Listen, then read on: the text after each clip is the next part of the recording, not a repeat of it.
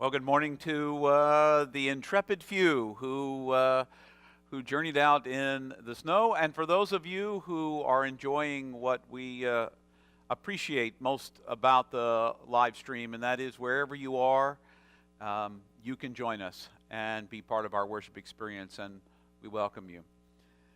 As I was preparing this series, probably about 4 years ago, I read a book by Richard Rohr. It's entitled Breathing Underwater, and that's really what we've patterned this message series about, breathing underwater. Breathing underwater takes the 12 steps of Alcoholics Anonymous and speaks about them from the perspective of those of us who struggle with addiction to other kinds of things.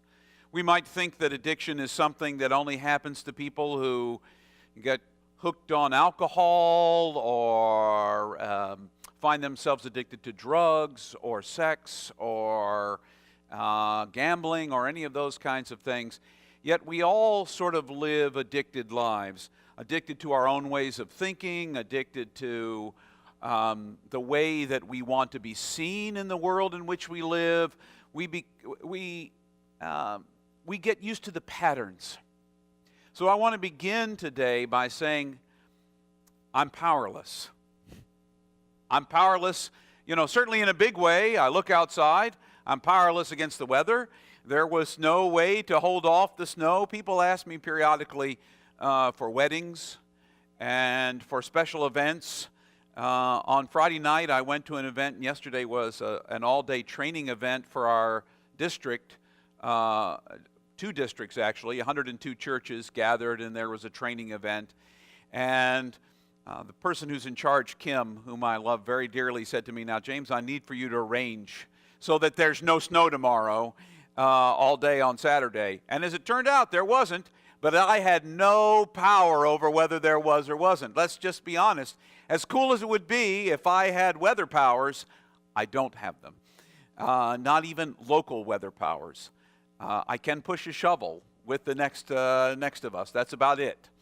So the truth is, as we enter into this series, the very first thing we have to admit is there's a point when we can no longer manage our lives.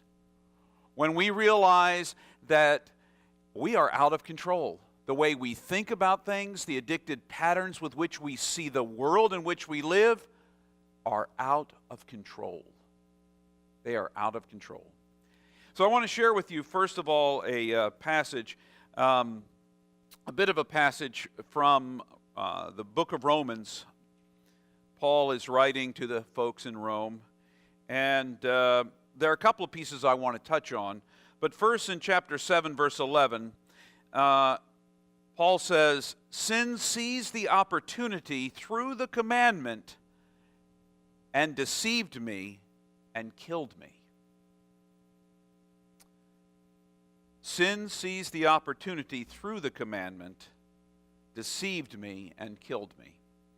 Now that sounds pretty intense. I mean, seized me, killed me. But the truth is, what the commandments often do for us is we think that there's something we can accomplish. Something we can do to earn God's love. Something we can do to clarify our world, to keep control, to stay in charge, to be the boss of my life and everything I do. And the truth is, it's a lie. If we get down to the bottom line, sure, probably most of us are not murderers. But there are lots of ways that we participate in murdering someone else's soul or emotions, that we take away their dignity, that we steal their lives in other kinds of ways. But sure, at the surface level, none of us probably have killed someone in cold blood on the street. So we think that we have successfully lived into the commandment itself. And then we begin to feel puffed up about ourselves. Well, I don't have any other gods but God. The very first commandment. Sure we do.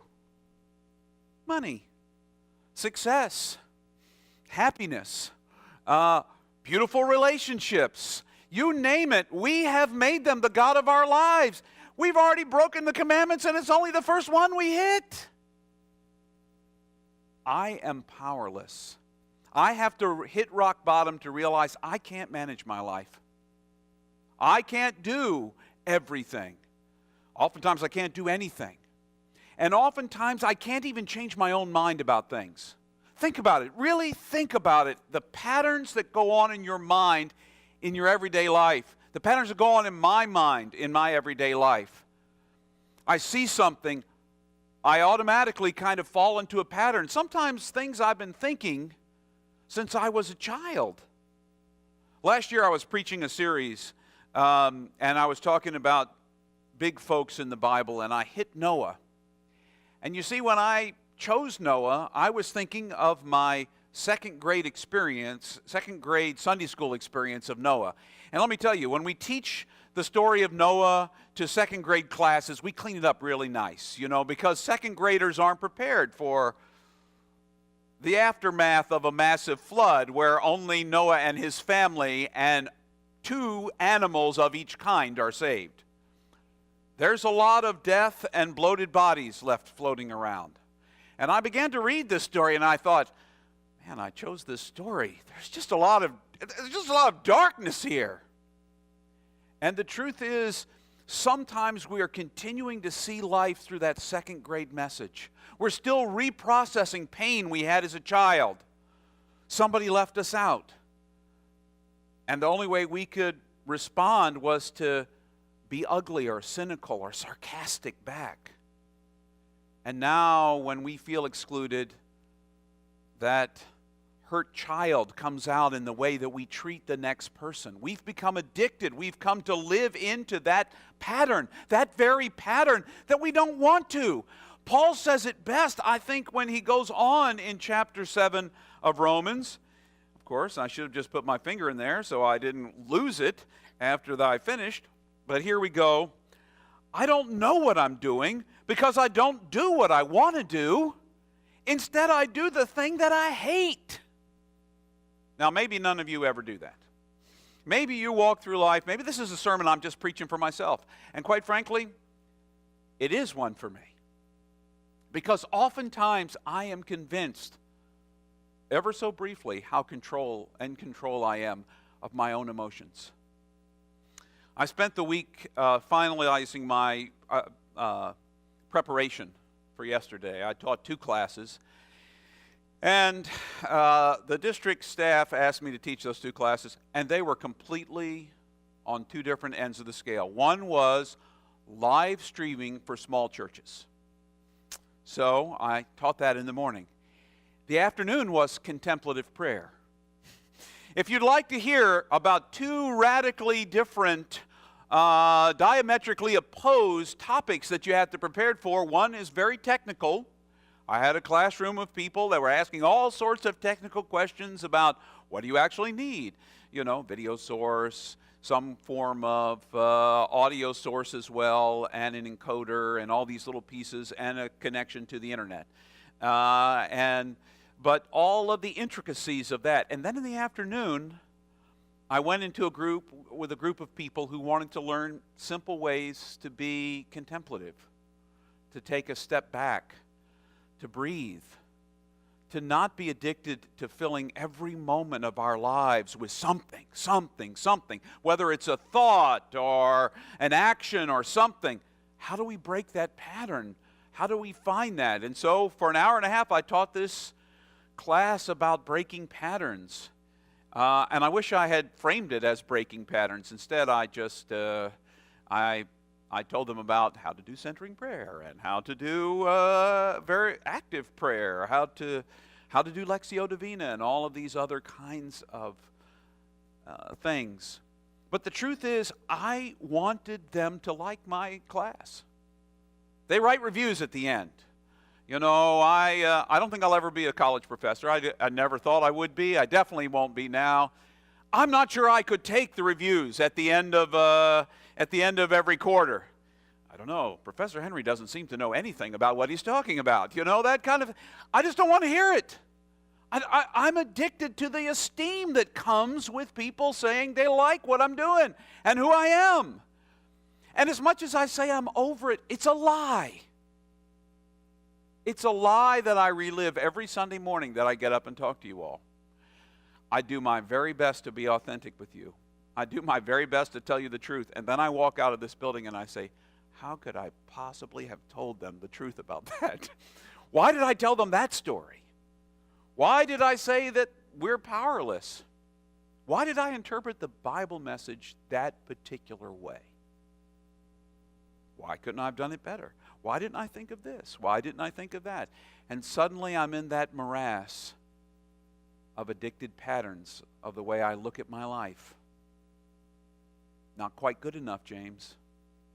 Can't quite measure up. Now, next week we're going to talk about the only one who really has any right to name us. But that one names us with love, and that's God. But I don't want to get ahead, although I have already. The truth is, until we hit that place where we realize we are addicted to our own understanding of our control, our own way of looking at the world. I mean, how many conversations turn into arguments because I know I'm right, and you know you're right, and neither one of us is willing to give an inch. There is no space because my ego won't give, your ego won't give. Now, I'm not pointing at anyone in particular out there on the camera, but because neither one of us is willing to give any space, we're at an impasse. And that's addiction to my own ego, to imagining I'm in control. As long as I don't give you an inch, and you don't have to give me an inch, but I'm the boss. I'm the boss. It's the same way in my relationship with God sometimes. I'm not given an inch. This is who I think God is. God keeps breaking the world open around me all the time, and I get new ways to see God. But I can't because God's outside my box. And my box is where God belongs. And so I become addicted to a lifelong pattern of thinking, of seeing myself a certain way, and that way is often shaped by who other people think I am, who I think I'm supposed to be to make God happy, the commandments again. And as long as I can keep the commandments, God and I are, totally cool. That love doesn't even have to play into it because I've earned God. And you can't. I really hate to tell all of you, online and in person, but the truth is, God already loves you. Try as you might, you can't alienate God from loving you. You can't stop God from loving you. And try as you might, you can't earn the love of God. It is a given. You are invited to live into it, but part of it means letting go.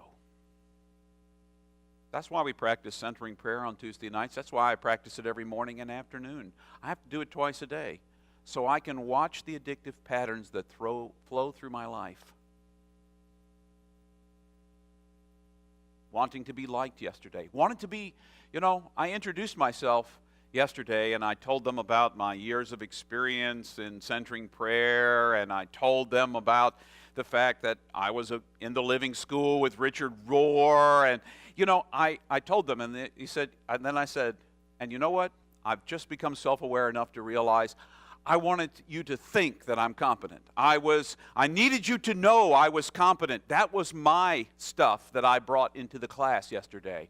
I needed you to think I know what I'm talking about when I talk about this whole contemplative prayer thing.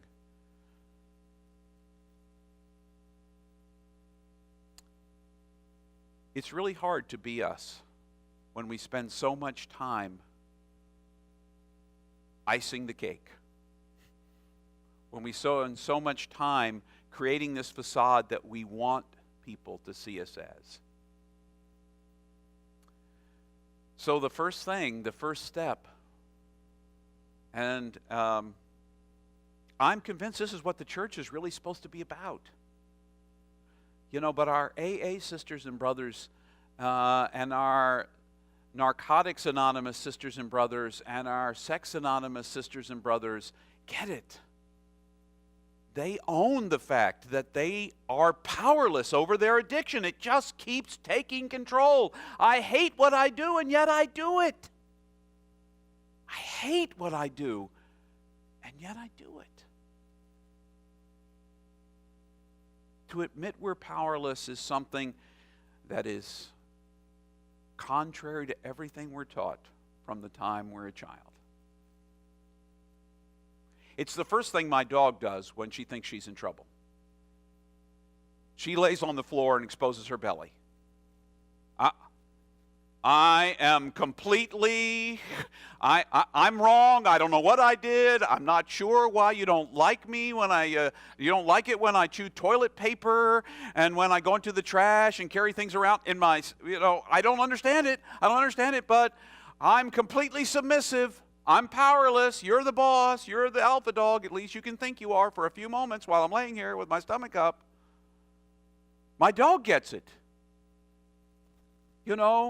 Addicted folks who have maybe obvious signs in their lives they're out of control get it. But the church just needs to get it. Part of what we do every Sunday when we gather in this space and what we're meant to do with our lives is to admit over and over again, I can't make this without God. I think I can. I'm sure I can. My life is so together.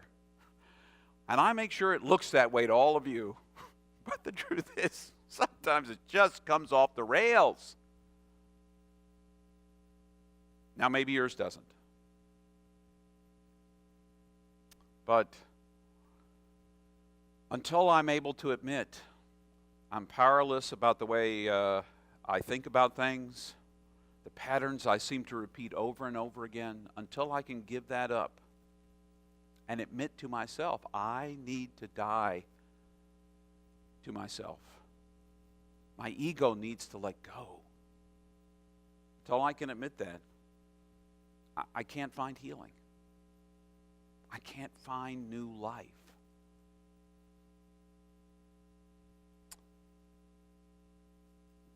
There's a rock bottom for all of us. I don't know where it is. For me, it's moments like yesterday when I watch my patterns. I watch as it comes out of my mouth. I'd like to believe this is a good sign. That I recognized, I watched myself go over the waterfall, but at least I waved. I'm going over the waterfall, but I'm going.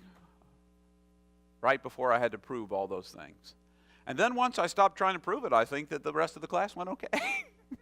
But in the beginning, it was all about how competent I am, how much I know, why you should listen to me. The truth is, we ought to listen better to each other. I know when I sit and look at each one of you, I am looking at Christ. A piece of Christ. A bit of Christ. When I look, I can't see you yet. We haven't worked out this internet thing so I can see you while you're seeing me. But I'm sure out there, if I could see you, I could see Christ too. I just haven't learned to do that yet. So, maybe it's not a happy, uplifting message. Woo, yay, I'm powerless. Woo, woo, woo, woo. But it is a step. And it's a step on the journey of faith that enriches me every day when I realize to myself, when I first read this book, the whole was a page turner. So I encourage you to pick up a copy of the book, Richard Rohr's Breathing Underwater. And if you're at all interested in deeper conversations about this, I'm going to be doing every other Thursday night for a while, starting this Thursday night from 7 to 8:30 next door at the Mission House, our Mission House. We'll meet in conversation. You just need to shoot me an email so I'm sure that we have enough seating for whoever comes. There are a couple people who have already signed up. But we'll be talking about this book and talking about ourselves and why this book applies to us. The biblical insight that Richard brings to it is really kind of powerful. So, I encourage you this week to take yourself a little less seriously, to let go of a few more things that you feel like, absolutely, if I do not shovel the snow, the world will end. Let it go. If I am not the first one at the office on Monday, despite the snow, the world will end. As much as we're all important and we're vital to God and infinitely precious, the world will not end if those things don't happen. We are indeed powerless before the God who loves us because of and including our powerlessness. So go reflect on yourself.